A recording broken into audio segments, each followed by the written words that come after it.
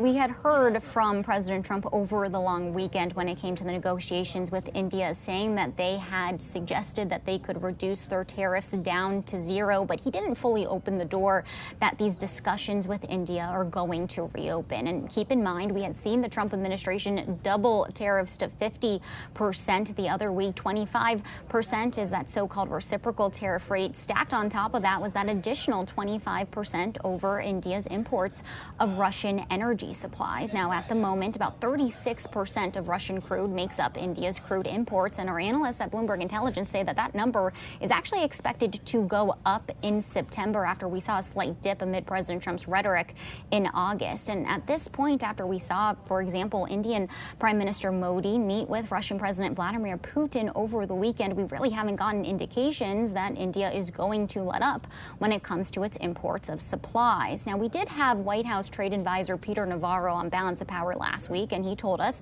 that all India would have to do is halt these shipments. But at this point, it really is unclear if India were to wind down their imports of Russian oil, if the White House would be willing to make any sort of trade concessions, because Paul and Scarlett, in that post from President Trump over the weekend, he said that it is starting to get too late for India, indicating to us that it doesn't necessarily appear that he is open at this point for those discussions. All right, thank you for that update. You mentioned the meeting between Modi, Putin, and President Xi Jinping of China at the Shanghai Cooperation Organization.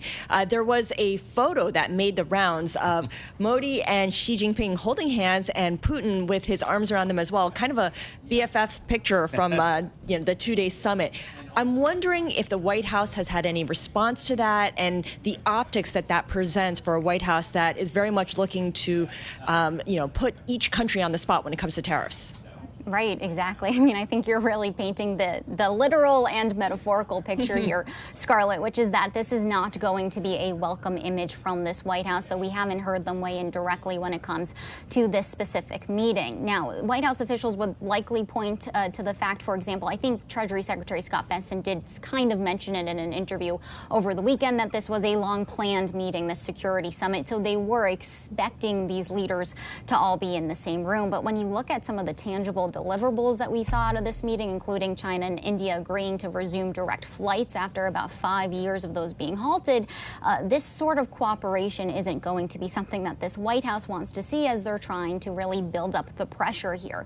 And when it comes to India in particular, and for our radio listeners, we have the Indian Prime Minister on the screen right now. This was really an important alliance that we saw prioritized in the trade talks pretty early on, in large part because of India's role as being a bulwark, really, for the U.S. to counter China in the region. So it's something that we are watching closely as to whether or not President Trump weighs in on, but it definitely does add perhaps some heightened tension to the negotiations, not just with India, but also, of course, with China, as we know that those trade talks are ongoing as well.